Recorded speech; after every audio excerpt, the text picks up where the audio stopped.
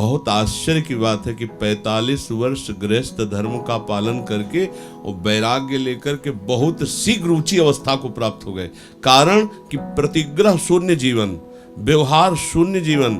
जब उड़िया बाबा सभा में बैठे होते तो पूज्य बाबा की गर्दन झुकी होती, वैसे बैठे होते। तो कभी कभी बाबा कहते, पंडित जी, गिरिराज वाले पंडित जी खड़े हो जाओ, तो खड़े।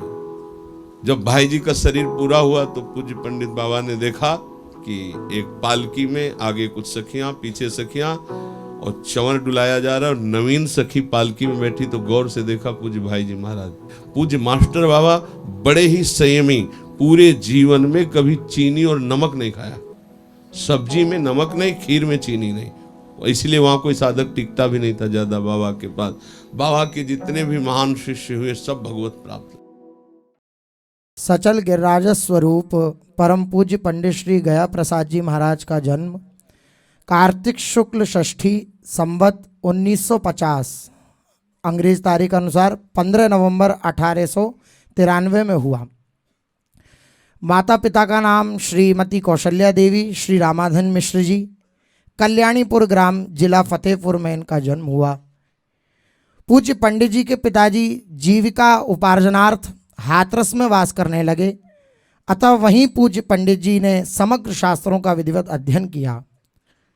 गुरुदेव स्वरूप में पूज्यपाद श्री उड़िया बाबा जी महाराज से पूज्य पंडित जी महाराज ने दीक्षा प्राप्त की। ऐसा वैराग्य का दिव्य स्वरूप पंडित जी के हृदय में जागृत हुआ कि पंडित जी ने अपनी जो धोती पहन रखी थी उसी को फाड़ करके अचला बना लिया, उसी में से कौपीन बना ली और अपने गुरुदेव का स्मरण करके, चिंतन करके धारण कर लिया। पूज्य श्री पंडित जी के विरक्त वेश को देख करके श्री सद्गुरुदेव परम पूज्य श्री उड़िया बाबा जी महाराज बड़े ही संतुष्ट एवं प्रसन्न हुए। पूज्य श्री पंडित जी के अंतर के विरक्तिपूर्ण भावों की झलक उनकी बाह्य वेशभूषा पर भी थी।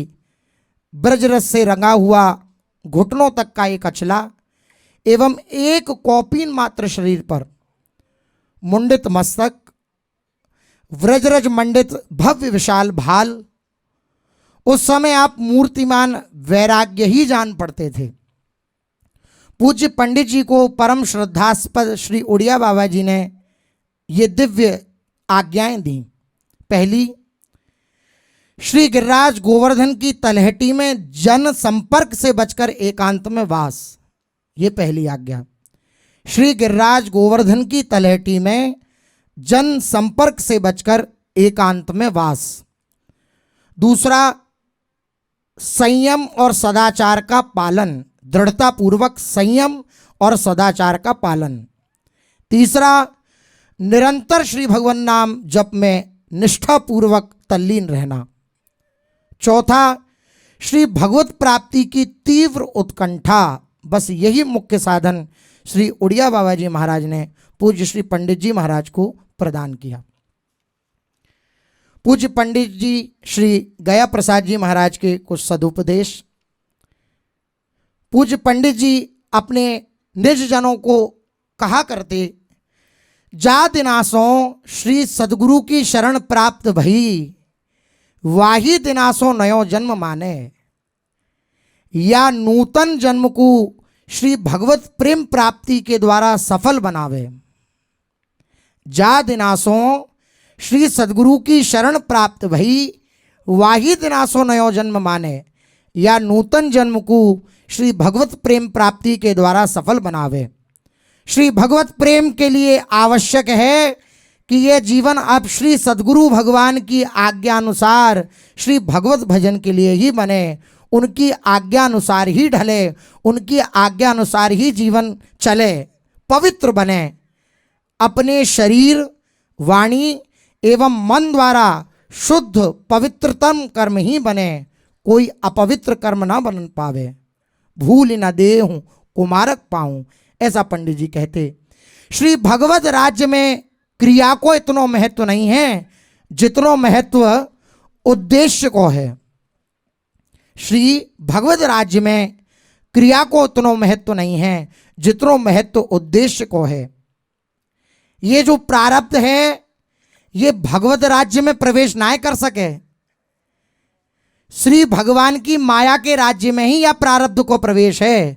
भगवान के राज्य में प्रवेश इस प्रारब्ध को ना है, अर्थात भगवान का राज्य नाम रूप लीला धाम से जो जुड़ा रहता है वो भगवत राज्य में ही प्रवेश पा चुका है।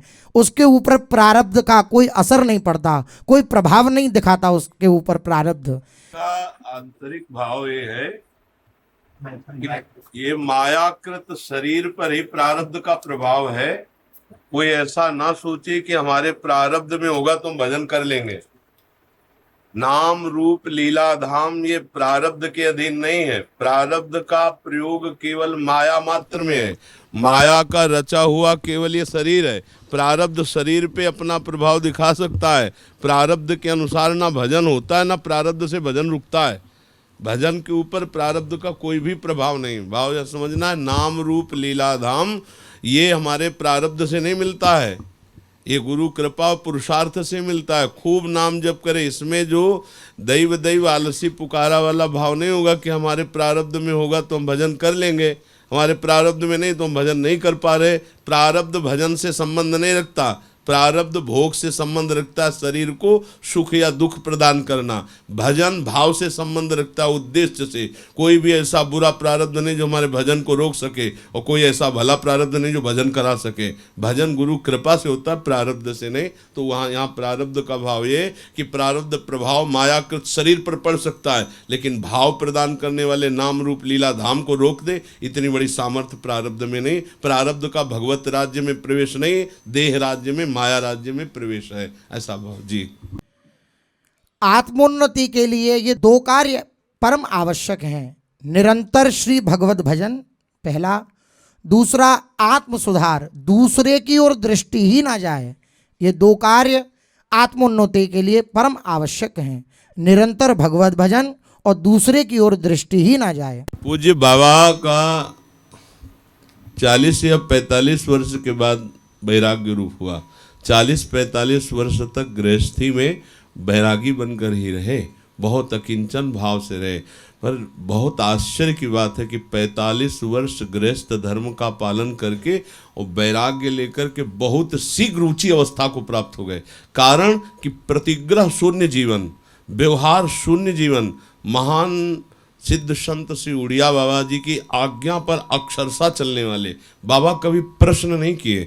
जब उड़िया बाबा सभा में बैठे होते तो पूज्य बाबा की गर्दन झुकी होती, ऐसे बैठे होते। तो कभी कभी बाबा कहते, पंडित जी, गिरिराज वाले पंडित जी, खड़े हो जाओ। तो खड़े, आप समझे जो हम कह रहे थे? तो कहते, महाराज जी आप समझा दिए।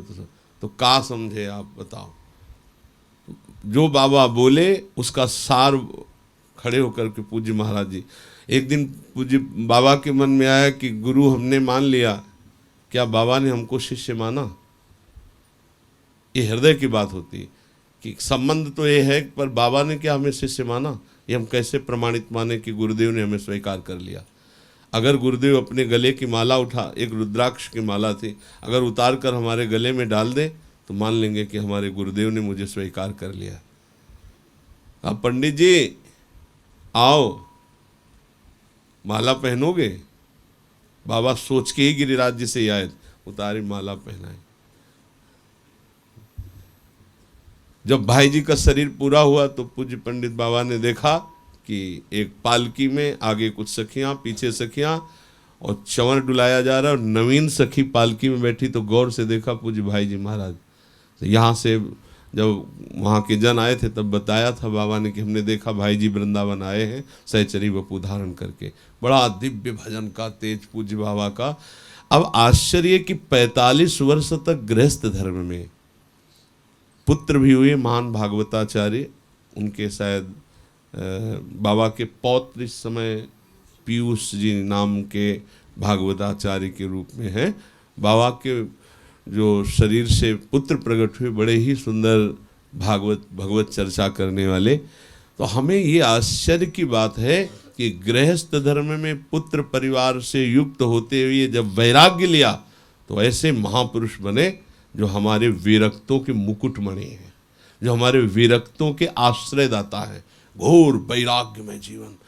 पूज्य ठाकुर बाबा, पूज्य मास्टर बाबा बड़े बड़े सिद्ध, आज भी माधोदास बाबा, कई ऐसे सिद्ध महापुरुष बाबा के शिष्य रहे। यहाँ श्री गोरेदाव में श्री उपाध्याय जी नाम के एक महापुरुष बाबा के शिष्य थे। 35 दिन दरवाजा ही नहीं खोला, पानी ही नहीं पिया, इतना भगवान नाम में डूबे हुए आश्चर्य में महापुरुष, जिनके कई बार दर्शन हुए। पूज्य ठाकुर बाबा हर समय जिह्वा उनकी बस ऐसे ऐसे चलती रहती, आंसू प्रवाहित होते रहते। पूज्य मास्टर बाबा बड़े ही संयमी, पूरे जीवन में कभी चीनी और नमक नहीं खाया, सब्जी में नमक नहीं, खीर में चीनी नहीं, इसलिए वहाँ कोई साधक टिकता भी नहीं था ज़्यादा बाबा के पास। बाबा के जितने भी महान शिष्य हुए सब भगवत प्राप्त, क्योंकि गुरु के आचरण और उपदेश शिष्य को महान बनाते हैं। पूज्य उड़िया बाबा का उपदेश पूज्य बाबा को ऐसे चलते फिरते साक्षात ब्रजमंडल में गिरिराज जी माने गए बाबा, हर समय भाव में डूबे रहते थे। एक बार देखा एक ब्रजवासिनी मैया माथे पे टोकरी गोबर की रखे और लाला को ऐसे अंगुली पकड़ाए लिए, साक्षात यशोदा मैया और नंद नंदन को देखा भाव में, बाबा विकल हो गए। कोई भी संत दिखा, बाबा साष्टांग दंडवत, बाबा साष्टांग दंडवत, किसी भी कोई बच्चा चला जाए कोई संत तो साष्टांग दंडवत। एक बार ये सपेरा जन वहाँ तो बाबा ने साष्टांग दंडवत की, तो मास्टर बाबा ने कहा कि बाबा ये संत नहीं, ये तो सपेरा जन है। तो उनका तुम्हें सपेरा नजर आ रहा? अरे भगवान आए, संत आए। एक बार बाबा को भिक्षा करा लिए, एक ब्रजवासी ले गए, तो बाबा के घर में गुरु रूप से छवि रखी थी, खूब श्रृंगार किए हुए थे। तो बाबा 20 वर्ष हो गए थे, कभी दर्पण नहीं देखा था। तो बाबा ने देखा, बोले इतने महान वैष्णव की आप सेवा करते हो, साष्टांग दंडवत हुई अपनी छवि की, और कहा इन संत के दर्शन कहाँ होंगे? तो सब ब्रजवासी हंस रहे थे, बोले बाबा ये आपकी ही तो छवि, 20 वर्ष कभी बाबा ने दर्पण नहीं देखा, बस ऐसे ही रज ऐसे लगा लेते माथे पे, अकिंचन भाव से। ये टाटा बिरला बड़े बड़े घुटने टेके बैठे थे कि कोई सेवा बाबा। एक बार रामचंद्र डोंगरे जी महाराज ने कहा कि आज हम बिना कुछ दिए नहीं जाएंगे, आपको लेना पड़ेगा, हट है हमारी, आपको लेना पड़ेगा। तो बाबा ने एक ब्रजवासी बैठे थे, उनसे कहा अच्छा 100 रुपया इनको दे दो, ब्रजवासी को 100 रुपया दे दो। तो उन्होंने कहा हम इतने में निहाल हो गए, आपने आदेश कर दिया। ऐसे अकिंचन भाव, कभी कुछ प्रतिग्रह नहीं। और लक्ष्मी नारायण मंदिर जो गिरिराज जी में विराजमान है मुखारबिंद, तो एक छोटी सी कुटिया है, बाबा की अब भी कुटिया है वहीं, और वहाँ लिखा था स्त्री प्रवेश और दर्शन निषेध। और गृहस्थी में रहकर बाबा आए थे और वैसा भजन किया कि संपूर्ण ब्रजमंडल बाबा के भजन और वैराग्य के अधीन रहा। तो इन महापुरुषों की कृपा से ही अपने लोगों के हृदय में थोड़ा कुछ संसार से वैराग्य, प्रभु से अनुराग हो सकता है। हम इन महापुरुषों से विनय करें कि इनकी कुछ कृपा हमारे ऊपर हो जाए, हम भी शरीर और संसार के राग का त्याग करके जैसे ये प्रभु से प्रेम करते हैं ऐसे हम प्रियालाल से प्रेम कर पाएँ। इन सब महापुरुषों की कृपा से निश्चित हमें प्रियालाल की प्राप्ति होगी, निश्चित प्रियालाल का प्रेम प्राप्त होगा। परम पूज्य प्रातः स्मरणीय श्री पंडित गया प्रसाद जी महाराज की जय।